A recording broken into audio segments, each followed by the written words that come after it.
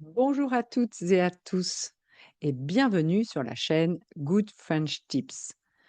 Je vous propose de voir ensemble ces petits mots depuis, il y a, pendant, pour, en, qui posent toujours beaucoup de problèmes à mes étudiants. Tous ces petits mots expriment une notion de temps. Commençons par depuis. Depuis indique l'origine et la situation continue dans le présent. Si je prends un exemple, je vis à Paris depuis 2015, je vis toujours à Paris dans la situation présente. Et le point d'origine est 2015. Je le traduis en anglais par since. Je vis à Paris depuis 8 ans, on n'est plus sur la durée, mais je connais le point d'origine et la situation est toujours la même maintenant. On traduira ce depuis par for. Attention, c'est le même mot en français. Voyons un autre mot, le mot il y a. À ne pas confondre avec il y a, there is. Il y a va se traduire par ago. Il y a indique le temps écoulé entre le moment présent au moment où je parle et un moment dans le passé. Donc vous voyez, c'est la flèche inverse du depuis. Je me situe ici au moment où je parle pour parler d'un moment dans le passé, l'opposé de depuis. Prenons un exemple, j'ai rencontré Marie il y a 3 ans.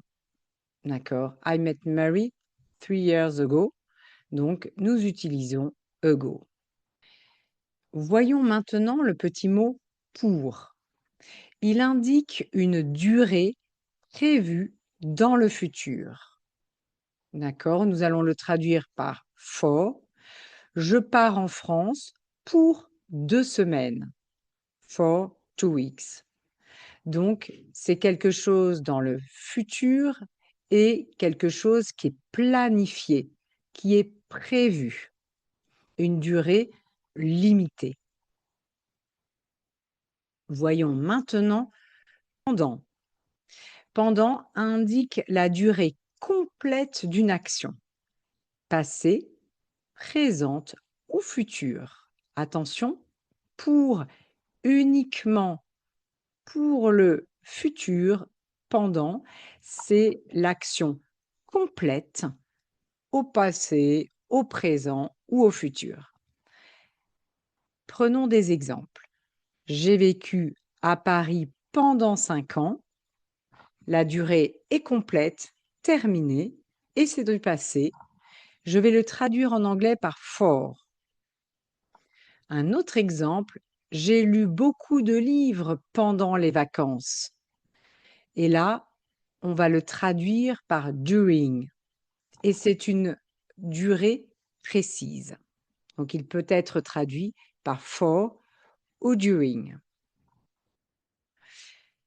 Prenons maintenant le dernier petit mot, en, qui indique la durée nécessaire pour faire quelque chose. En anglais, nous allons le traduire par in. J'ai appris le français en 2 ans. Souvent, on va l'utiliser pour un exploit. Oh, j'ai réussi à courir 5 kilomètres en 25 minutes. D'accord? Et on va le traduire par in. Voilà donc tous les petits mots que nous avons vus aujourd'hui. N'hésitez pas à revoir les slides pour bien vous imprégner, bien mémoriser tous ces petits mots. Maintenant, je vais vous proposer un exercice avec 10 phrases où vous complétez les blancs avec depuis, pour, pendant, en et il y a. N'hésitez pas à arrêter la vidéo pour remplir les blancs et faire cet exercice. Voilà les résultats avec les explications de chacune des réponses.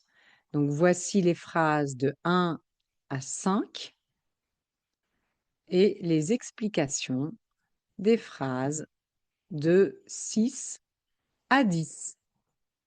Un grand merci d'avoir suivi la vidéo. J'espère qu'elle vous aura été utile, qu'elle vous aura aidé. N'hésitez pas à mettre des commentaires, à liker la vidéo ou à aller sur le site goodfrenchtip.com. À très bientôt.